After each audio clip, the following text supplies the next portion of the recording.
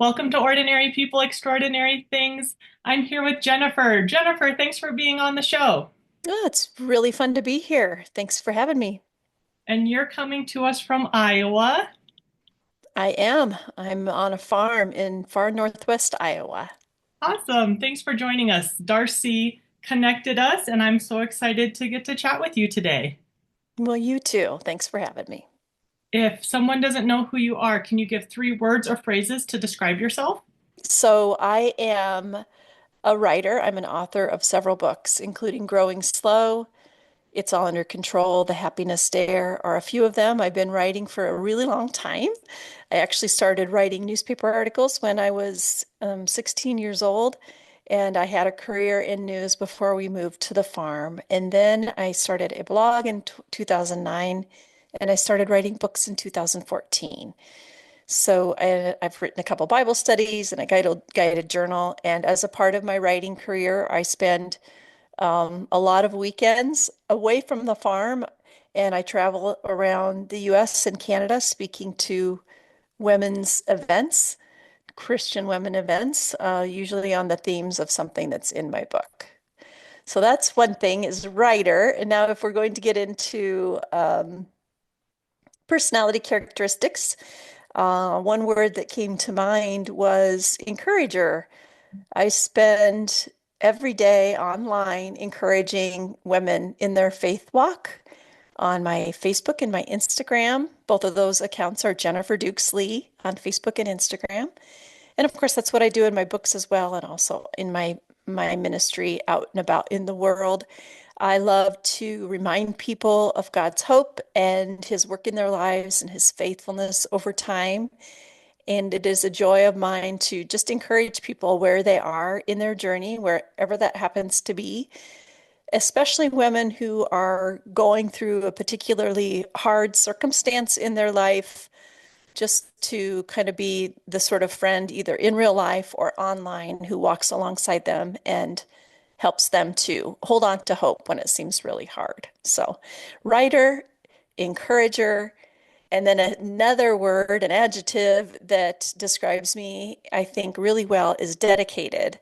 I have goals in my mind for things that I want to achieve in the world with God's help. And sometimes those things seem really big or difficult, but I love just putting one foot in front of the other and being dedicated to the call that God has on my life. So, for instance, writing books is a long journey, and it takes a lot of time to put 55 to 65,000 words into a book. And when I wrote my last book, which will come out next year, I actually walked the entire time I wrote it. I was on my desk treadmill, Oh, and I wrote, it was 305 miles is how many miles I walked while writing, which is the distance of going from the Hamptons in Long Island to the steps of the Capitol in Washington, D.C. Another way of looking at it is from San Diego to Las Vegas. And I use those as an example because number one, I got in my mind, I'm going to write this particular new book that was along themes that I hadn't written about before, but I was dedicated. And I was also dedicated to walking it out, literally walking out this message. And it was great. It just brought a real energy to my book writing, but also I got my steps in. So it was pretty fun. no, that sounds like a good idea.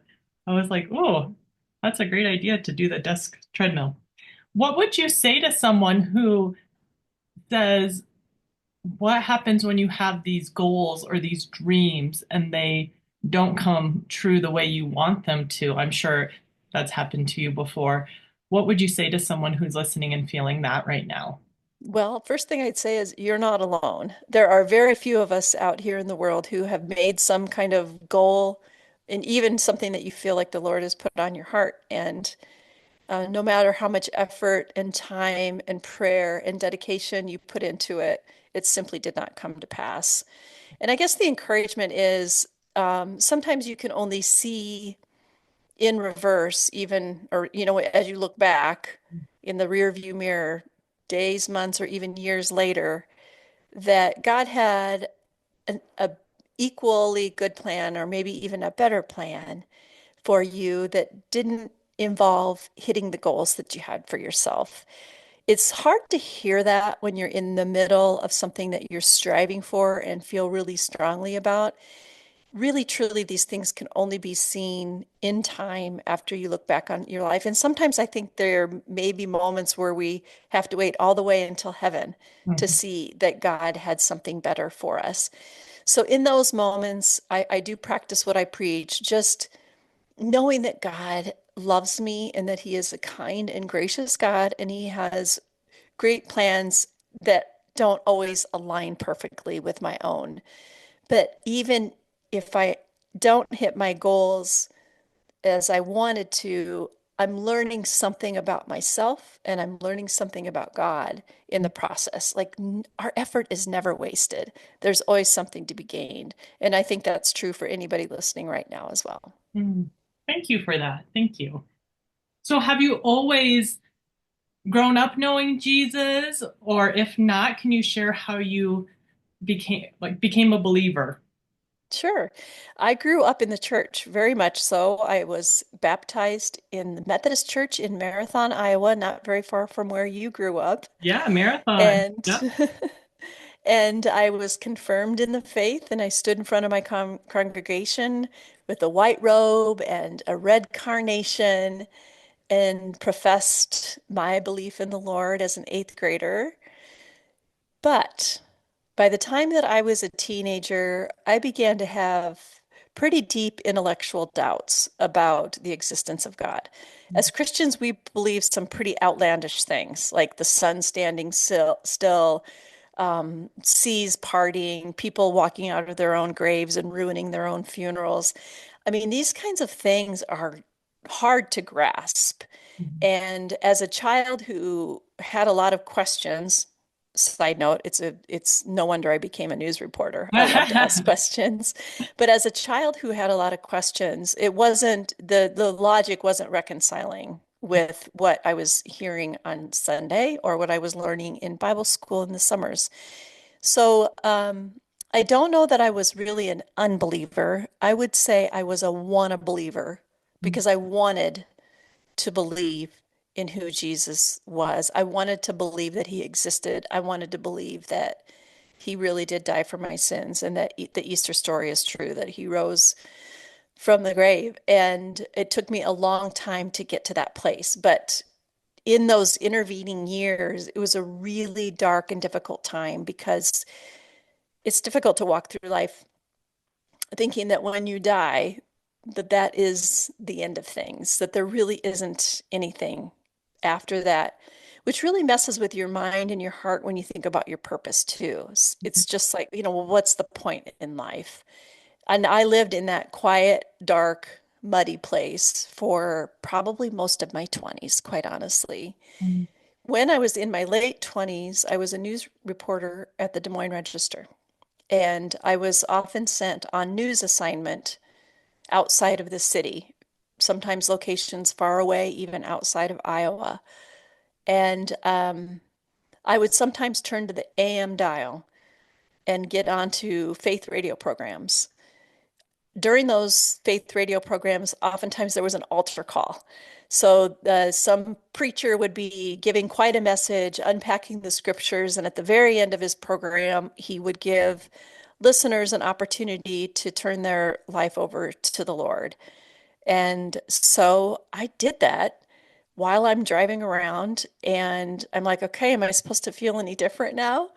And I'm telling you, a few days later, I'd be back out on the road on a news assignment and I'd give my life to the Lord again. I was like, if once is good, 50 or 100 times is even better. So I don't know when it, quote, took. I Mm. don't have a simple date that would say to people, this is the day I became a believer.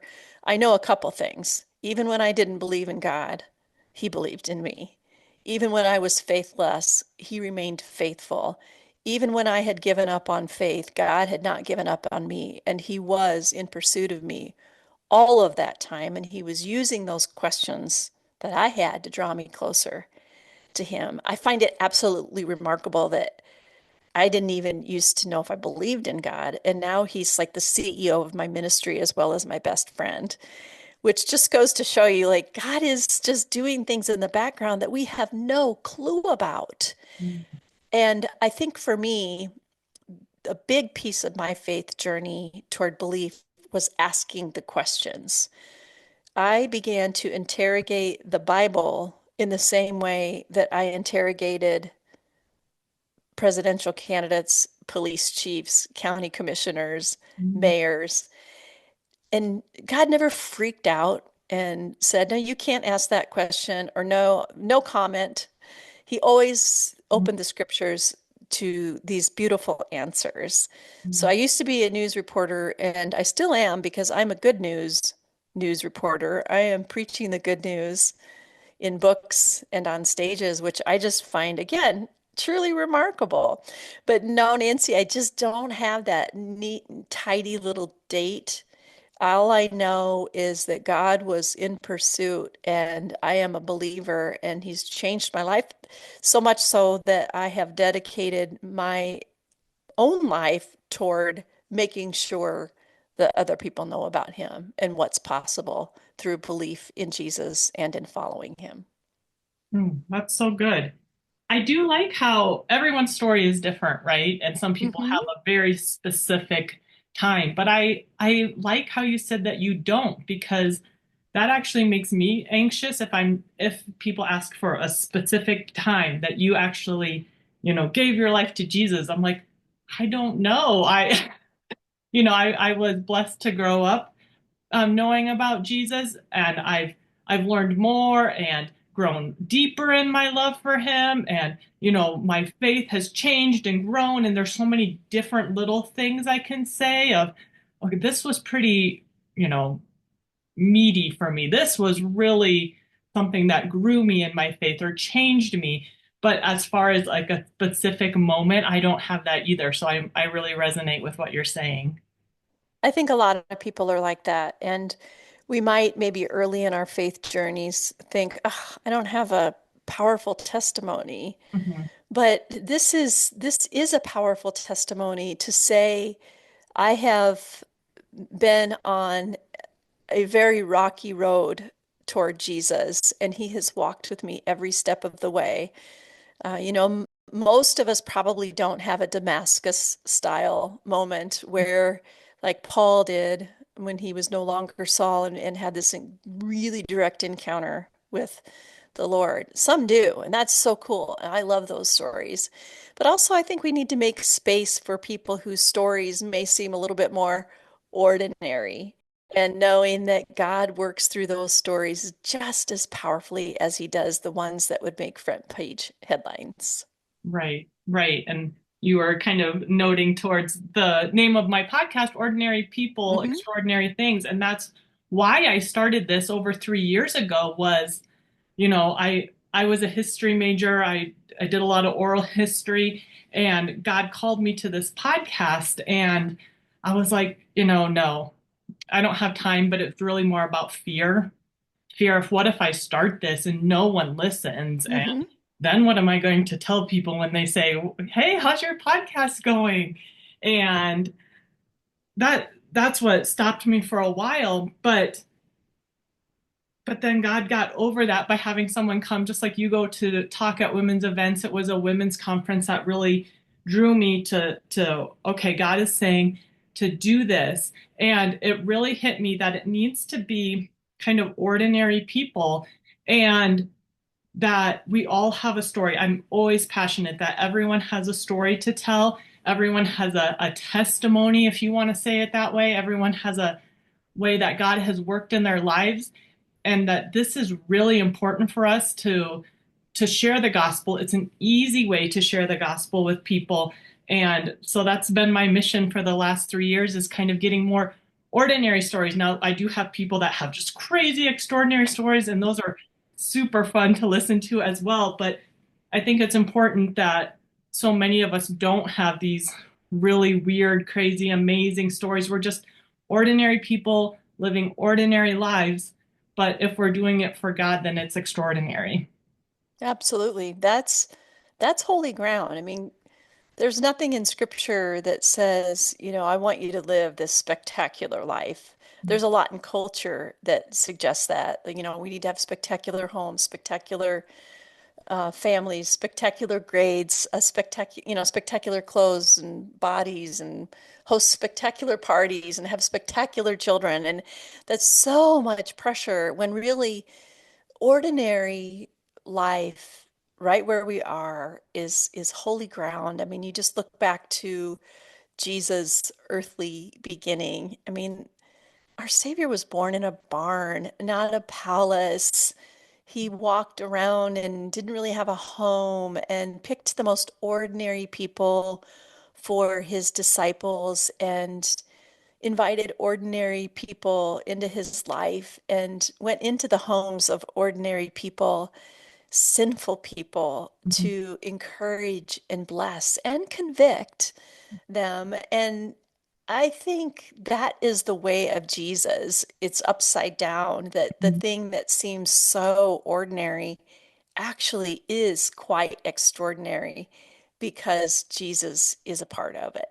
Mhm. You said that so beautifully.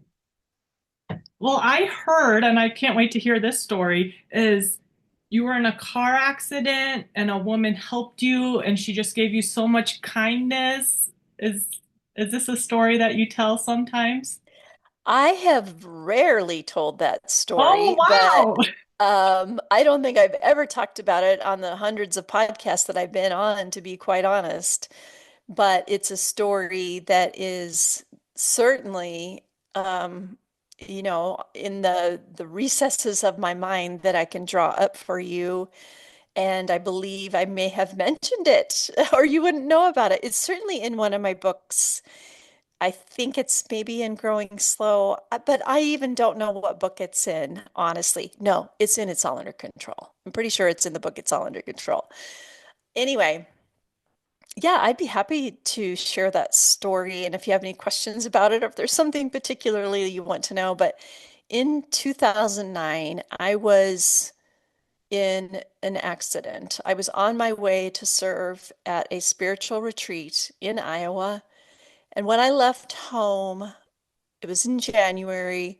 It was windy. It was quite cold. There was blowing snow, but everything was still on and nothing was canceled. So I left early to make my way for the retreat to get there in time.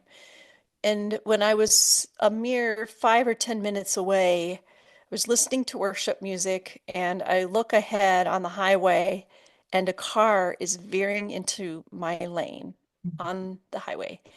And I veer off into the ditch, but I am hit on my side because I couldn't get out of its way quickly enough.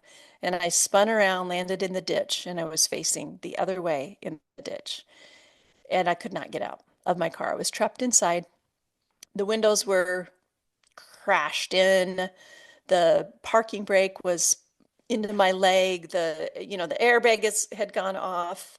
Um, a funny story. I looked at my airbag, and you can see here that I love lipstick. I love bright lipstick. My smile, not a smile, but my lips were on that airbag. I won't forget that moment anytime soon. And I remember that even in my pain, I'm like, oh, Jennifer, you and your bright lipstick. But I had a lot of time to think because, man, I was stuck there for what seemed like forever. Somewhere along the line, somebody called 911. The ambulances were there.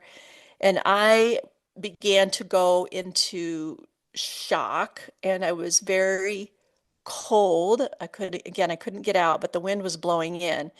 And a woman came down the ditch, and I hardly saw her. I didn't know her, but she had a skirt on, a long skirt, and she had a quilt. And she held the quilt up to the driver's side window to stop the wind and the snow from coming in on me. And she would have had her arms completely outstretched and her arms up for a very long time, holding that blanket. Meanwhile, all of the cold that would have been on me was hitting her with full force. And again, this woman had on a skirt or a dress, and the reason being she is a part of a Christian group of a Christian church here that has very conservative views about how women dress. So she was dressed as women in that denomination dress. But despite what would have been a great discomfort to her, she stood there the entire time. And I remember having just an awareness of her, of the warmth that she brought me, not only physically from holding that blanket up, but the warmth that she brought my soul due to her kindness. I was never able to thank her because I didn't have a chance to ask who it was. I didn't see her face. I don't know, but when I think when you had submitted some questions, you referred to her as an angel.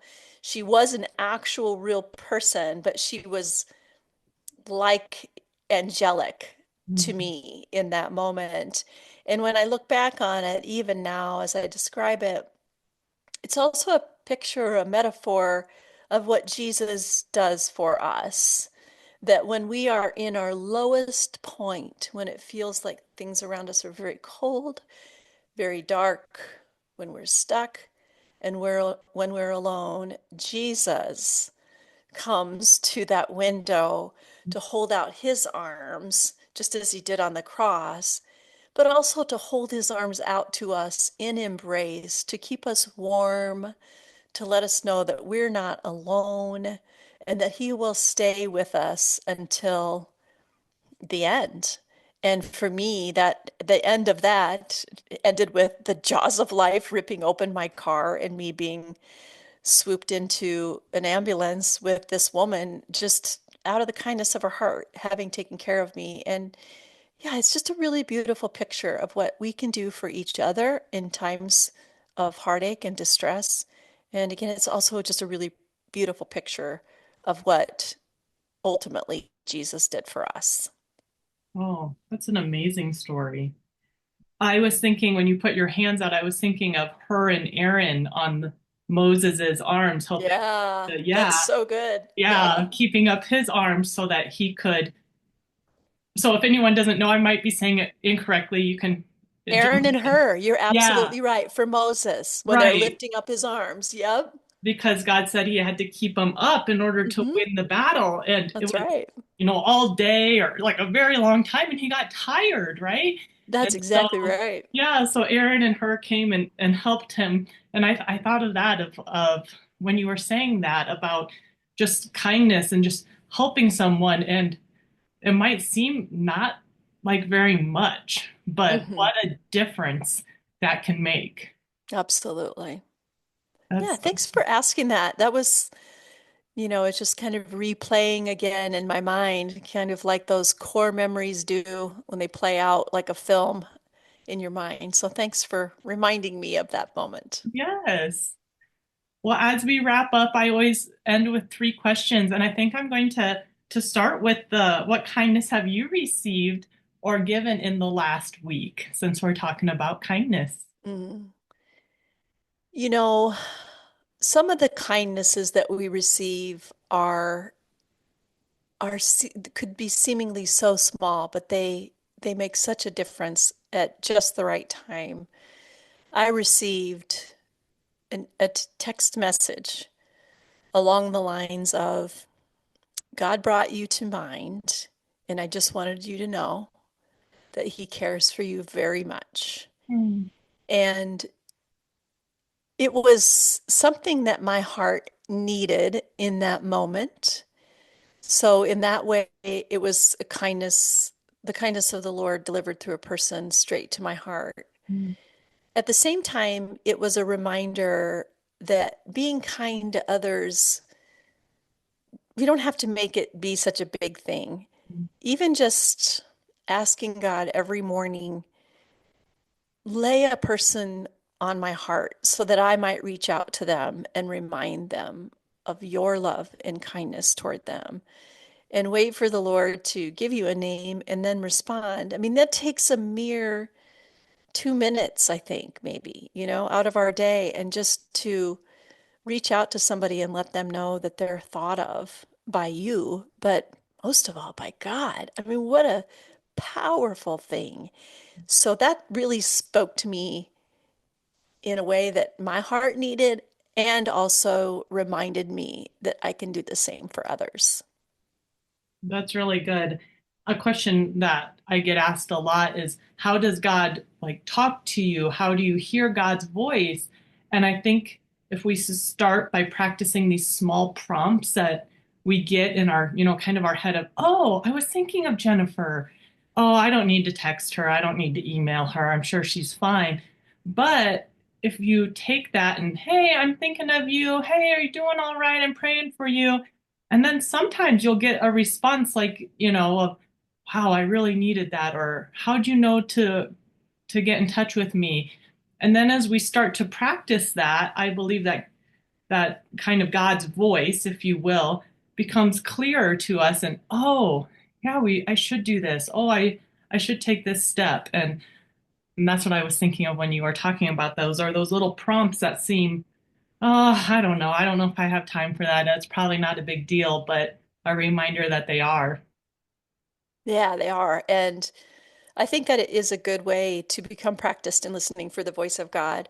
Because even if you got it wrong, you didn't get it wrong. You're never going to, uh, it's never going to be wrong to spend a few minutes to encourage somebody with picking up the phone and calling them or sending them a message or whatever.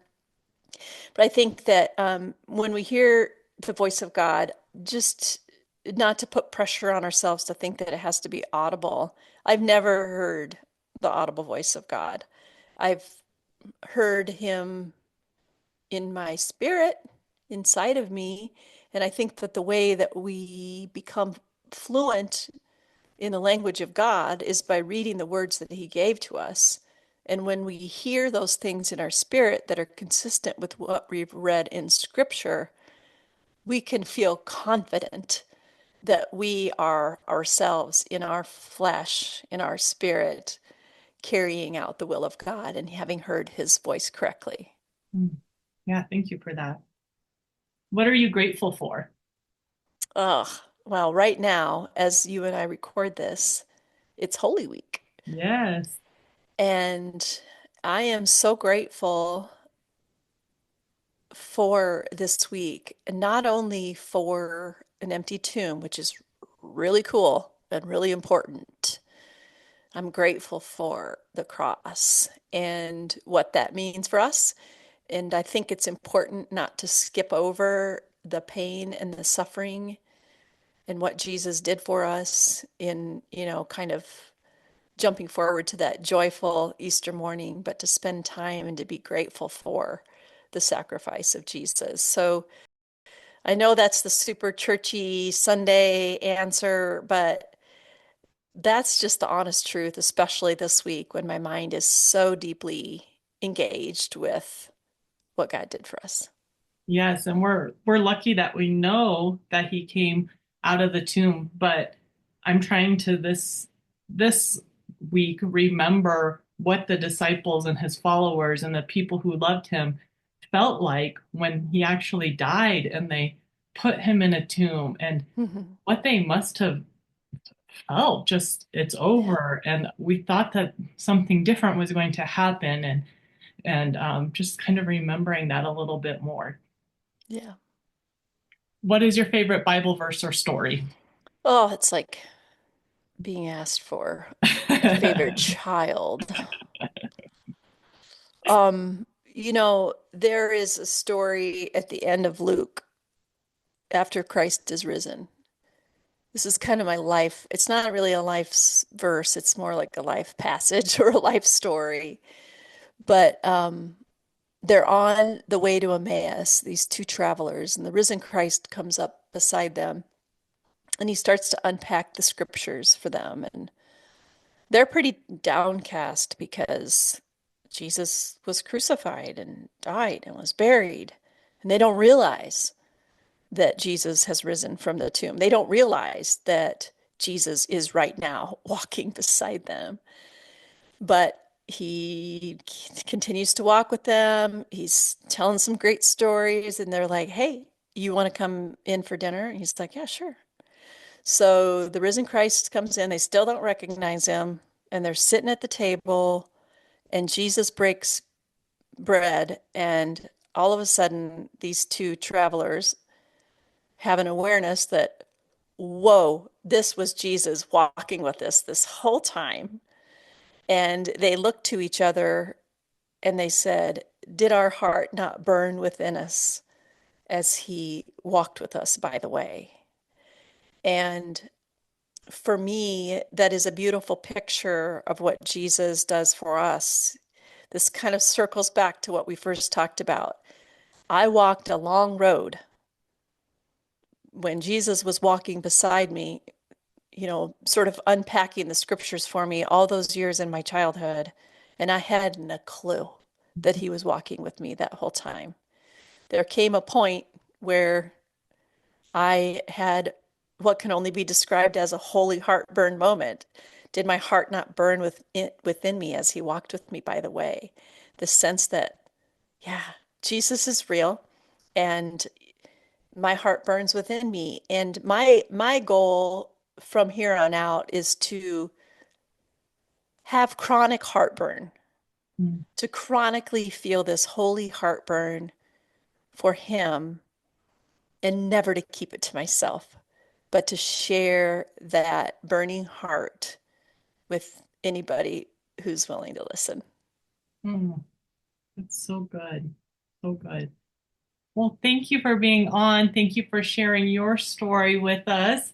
And Thank you. yes, I'm so excited to see what God's going to do with your, I'm going to air quote, ordinary story.